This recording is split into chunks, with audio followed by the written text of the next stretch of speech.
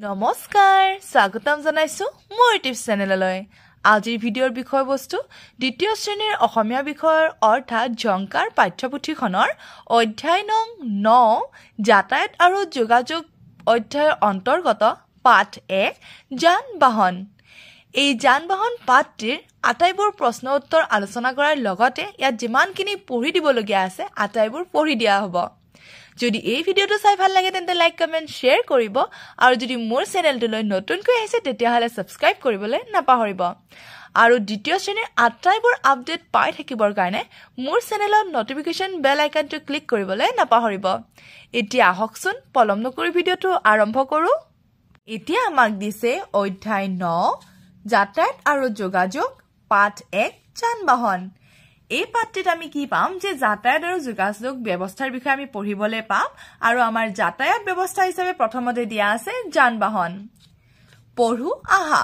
আমি এঠাইৰ পৰা আন ঠাইলৈ যাবলৈ বিভিন্ন বাহনৰ সহায় লওঁ আগৰ দিনত মানুহে খোজকাঢ়ি গৰু গাড়ী ঘোঁৰা গাড়ী আদিত উঠি এঠাইৰ পৰা আন ঠাইলৈ গৈছিল আৰু বস্তু বাহনীও কঢ়িয়াই নিছিল বৰ্তমান সময়ত ব্যৱহাৰ হোৱা যান-বাহনৰ বিষয়ে জানো আহাচোন অৰ্থাৎ কি কৈছে আগৰ সময়ত কি কৰিছিলে মানুহবোৰে গৰু গাড়ী হওক খোজ গাড়ী হওক বা ঘোঁৰা গাড়ী হওক এই ধৰণে যাতায়াত অৰ্থাৎ অহা যোৱা এঠাইৰ পৰা আন ঠাইলৈ অহা যোৱা কৰিছিলে কিন্তু বৰ্তমান সময়ত কি হৈছে বিভিন্ন ধৰণৰ যান-বাহনৰ ব্যৱস্থা আছে আৰু তাৰ বিষয়ে আজি আমি এই পাঠটিৰ জৰিয়তে পঢ়িবলৈ পাম চাইকেল মটৰ চাইকেল গৰু গাড়ী উৰাজাহাজ নাও ফেৰী আদিৰে আমি এঠাইৰ পৰা আন ঠাইলৈ অহা যোৱা কৰো বাহনবোৰৰ ভিতৰত একেবাৰে সৰল বাহনখন হল চাইকেল ই দুচকীয়া বাহন ইয়াৰ সিটত বহি মানুহে ভৰিৰে পেডেল মাৰি চলায় ৰিক্সা অটো ৰিক্সা আদি তিনিচকীয়া বাহন অৰ্থাৎ ইয়াতে আমি কি পালো যে দুচকীয়া বাহন হিচাপে আমি পালো চাইকেল পাইছো মটৰ চাইকেল পাইছো ঠিক আছে আৰু এই দুচকীয়া বাহন অৰ্থাৎ চাইকেলখন কি ধৰণে চলোৱা হয় ইয়াতে লিখা আছে যে সিটত এজন মানুহ বহে আৰু সেইজনে কি কৰে ভৰিৰে পেডেল মাৰি চাইকেলখন চলায় আৰু তিনিচকীয়া বাহন হিচাপে আমি পাইছো ৰিক্সা অটো ৰিক্সা এতিয়া আমাক দিছে পথত চলা সৰু বৰ মটৰ গাড়ীবোৰে মানুহ আৰু বয়বস্তু কঢ়িয়ায় মটৰ গাড়ীবোৰ সাধাৰণতে চাৰিচকীয়া বহুচকীয়া মটৰ গাড়ীও আছে নাও জাহাজ ফেৰী আদি পানীত চলাচল কৰা বাহন জাহাজ ৰখা ঠাইক জাহাজ ঘাট বা বন্দৰ বুলি জনা যায় আমাৰ প্ৰশ্ন হিচাপে আহিব পাৰে যে চাৰিচকীয়া বাহন বা পানীত চলা বাহন নাম আহিব পাৰে ঠিক আছে তো আমি চাৰিচকীয়া বাহন হিচাপে আমি কি গম পালো মটৰ গাড়ীবোৰ আৰু পানীত চলা বাহন হিচাপে আমি কি গম পালো নাও জাহাজ ফেৰী আৰু জাহাজ ৰখা ঠাইবোৰক আমি কি বুলি ক'ব পাৰিম জাহাজ ঘাট বা বন্দৰ বুলিও ক'ব পাৰিম ঠিক আছে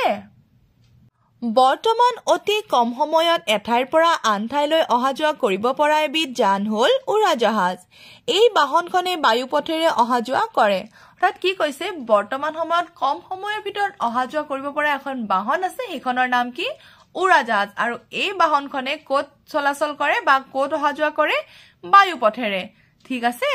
বায়ু পথ মানে আমি বুজি পাইছো নহয় আমাৰ ওপৰেৰে অহা যোৱা কৰে হয় নে নহয় আমাৰ যেনেকে বাকিবোৰ গাড়ীয়ে ৰাস্তাত অহা যোৱা কৰে তেনেধৰণে জানো উৰাজাহাজে কৰে নকৰে উৰাজাহাজ আমাৰ মূৰৰ ওপৰত অৰ্থাৎ আকাশত কি কৰে উৰে সেইকাৰণে ইয়াক কি বুলি কোৱা হৈছে বায়ু পথেৰে অহা যোৱা কৰে বুলি কোৱা হৈছে তাৰ পিছত আমাক দিছে ৰেল গাড়ীবোৰ লোৰ চিৰিত চলে ৰেলত বহুতো ডবা আৰু চকা থাকে একোটা ডবাত বহুত চকা থাকে আজিকালি ৰেলগাড়ী বিদ্যুতৰ সহায়তো চলে অৰ্থাৎ কি কৈছে ৰেল গাড়ীবোৰ লোৰ চিৰিত চলে বুলি কৈছে আমি সকলোৱে যদি ৰেল লাইন দেখিছো তেতিয়াহলে গমে পাইছো যে ৰেল লাইনত কি থাকে লোৰ চিৰি থাকে হয়নে আৰু তাতে ৰেল গাড়ীসমূহ চলে আৰু ৰেল গাড়ীত বহুতো ডবা দেখি পাইছো আমি কমে নহয় প্ৰথম আমি যদি চাবলৈ যাওঁ ডবা কোনোবা যদি প্ৰথম ডবাত পৰে কোনোবা আকৌ বেলেগ ডবাত পৰে হয় নে তো আমি কি গম পাও যে ৰেল গাড়ীত বহুতো ডবা থাকে ঠিক আছে আৰু আজিকালিৰ সময়ত কি হৈছে যে ৰেল গাড়ী বিদ্যুতৰ সহায়ত অৰ্থাৎ লাইটৰ বিদ্যুৎ যেটো আমি কওঁ বিদ্যুৎ বা লাইটৰ সহায়ত মানে সচৰাচৰ বিদ্যুৎ বুলি ক'লে মাইণ্ডত নাহিব পাৰে ন কি বিদ্যুৎ কৈছে মই যেটো লাইট শব্দটো এই কাৰণে ব্যৱহাৰ কৰিছো যাতে আমি গম পাওঁ আমাৰ লাইটটো কিহৰ সহায়ত চলে বিদ্যুতৰ সহায়ত চলে হয় নে ঠিক আছে ইলেক্ট্ৰিচিটি যেটো কয় এইটা বিদ্যুতৰ সহায়ত কি হয় ৰেল গাড়ী চলে বুলি কৈছে জানো আহা ভিন ভিন পথসমূহ স্থলপথ হৈছে য'ত আমাৰ মটৰ গাড়ী চাইকেল বা ৰাস্তাৰে যিবিলাক যান বাহন অহা যোৱা কৰে সেইবোৰক স্থলপথ বোলে ৰেলপথ যি পথেৰে ৰেল অহা যোৱা কৰে বায়ুপথ যি পথেৰে উৰাজাহাজ অহা যোৱা কৰে জলপথ যি বাহনবোৰ পানীত চলে ঠিক আছে এতিয়া আমাক দিছে কথা পাতো আহা ক দুচকীয়া বাহনৰ নাম কোৱা মই আটাইবোৰ প্ৰশ্নৰ উত্তৰ লিখি ৰাখিছো যদিও ক'বলৈ দিছে দুচকীয়া বাহন হিচাপে আমি সাইকেল মটৰ সাইকেল লিখিব পাৰো মই প্ৰথমে এবাৰ উত্তৰবোৰ কৈ যাওঁ তাৰ পিছত মই বহিখনৰ পৰা দেখাই দিম ঠিক আছে দুচকীয়া বাহনৰ নাম কোৱা উত্তৰ হ'ব সাইকেল মটৰ সাইকেল খ কিহৰ ওপৰেৰে ৰেলগাড়ীবোৰ চলাচল কৰে লোৰ চিৰিৰ ওপৰেৰে ৰেলগাড়ীবোৰ চলাচল কৰে গ কোনবোৰ বাহন বায়ুপথেৰে যায় উৰাজাহাজ আদি বায়ুপথেৰে যায় কোনবোৰ বাহনে পানীত চলাচল কৰে উত্তৰ নাও জাহাজ আৰু ফেৰী আদি বাহনে পানীত চলাচল কৰে যান বাহন নাথাকিলে মানুহবোৰে কিদৰে যাতায়াত কৰিলেহেঁতেন যান বাহন নাথাকিলে মানুহবোৰে খোজ কাঢ়ি যাতায়াত কৰিলেহেঁতেন এখন তিনিচকীয়া বাহনৰ নাম কোৱা উত্তৰ ৰিক্সা এতিয়া মই আটাইবোৰ উত্তৰ বহিখনৰ পৰা দেখুৱাবলৈ চেষ্টা কৰিম ক দুচকীয়া বাহনৰ নাম কোৱা উত্তৰ সাইকেল মটৰ সাইকেল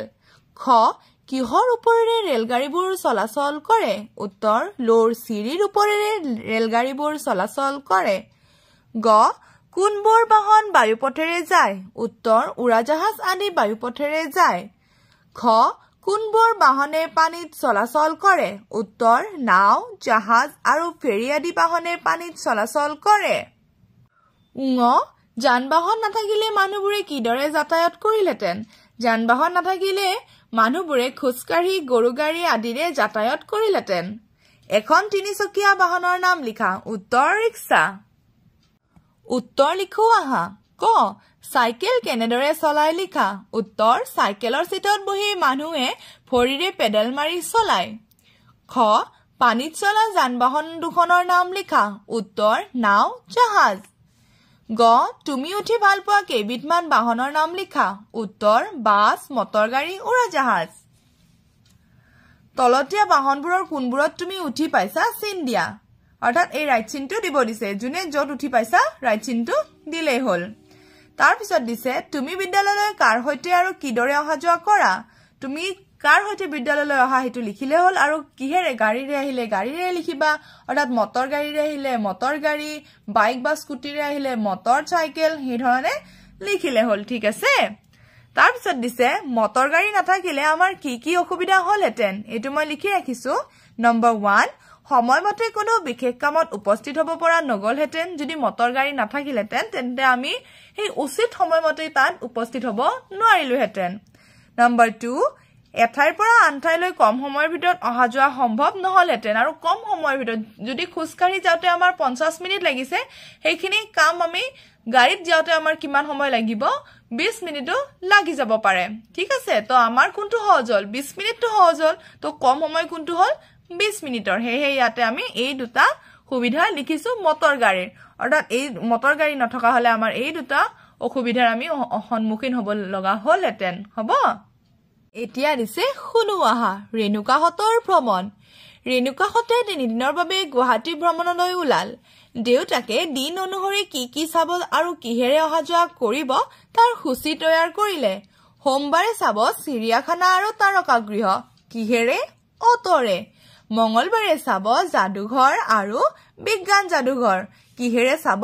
মটৰ গাড়ীৰে বুধবাৰে চাব কলাক্ষেত্ৰ আৰু শিল্পগ্ৰাম কিহেৰে চাব চিটি বাছেৰে হিহতে গুৱাহাটীৰ বিভিন্ন ঠাইবোৰ চাই ফুৰুতে সময়ে সময়ে ফলমূল ভাত মিঠাই আদি খাইছিল লিখো আহা ক প্ৰশ্নটো আমাক দিছে ৰেণুকাহঁতে কলৈ ভ্ৰমণ কৰিবলৈ ওলাইছিল উত্তৰ হ'ব ৰেণুকাহঁতে গুৱাহাটীলৈ ভ্ৰমণ কৰিবলৈ ওলাইছিল এতিয়া মই প্ৰত্যেকটো প্ৰশ্নৰ উত্তৰ বহি এখনত লিখি ৰাখিছো প্ৰথমে কৈছো তাৰ পিছত বহিখনৰ পৰা দেখুৱাবলৈ চেষ্টা কৰিম খ প্ৰশ্ন ৰেণুকাহঁতৰ যাদুঘৰ চাবলৈ কোনদিনা আৰু কিহেৰে যাব ৰেণুকাহঁত যাদুঘৰ চাবলৈ মঙ্গলবাৰে যাব আৰু মটৰ গাড়ীৰে যাব গ চিটি বাছেৰে সিহঁত কলৈ যাব চিটি বাছেৰে সিহঁত কলাক্ষেত্ৰ আৰু শিল্পগ্ৰাম চাবলৈ যাব আমাক প্ৰথম প্ৰশ্নটো দিছিল যে ৰেণুকাহঁতে কলৈ ভ্ৰমণ কৰিবলৈ ওলাইছিল উত্তৰ ৰেণুকাহঁতে গুৱাহাটী ভ্ৰমণ কৰিবলৈ ওলাইছিল খ প্ৰশ্ন ৰেণুকাহঁত যাদুঘৰ চাবলৈ কোনদিনা আৰু কিহেৰে যাব উত্তৰ ৰেণুকাহঁত যাদুঘৰ চাবলৈ মঙ্গলবাৰে মটৰ গাড়ীৰে যাব গ প্ৰশ্ন চিটি বাছেৰে সিহঁত কলৈ যাব চিটি বাছেৰে সিহঁত কলাক্ষেত্ৰ আৰু শিল্পগ্ৰাম চাবলৈ যাব আৰু ইয়াতে আমাক দিছে তালিকাখন পুৰাও আহা প্ৰিয় ঠাইৰ নাম লিখিব দিছে প্ৰিয় খাদ্যৰ নাম লিখিব দিছে প্ৰিয় খেলৰ নাম আৰু প্ৰিয় গীতৰ নাম এইখিনি কাম তোমালোকে নিজে নিজে কৰিবলৈ চেষ্টা কৰিবা দেই তেন্তে নেক্সট ভিডিঅ'ত আমি পাৰ্ট 2 উকিমাৰী ৰেল চলে পাৰ্ট 3 পৰা আৰম্ভ কৰিম তেন্তে আজিৰ কাৰণে থ্যাংক ইউ ফৰ ওয়াচিং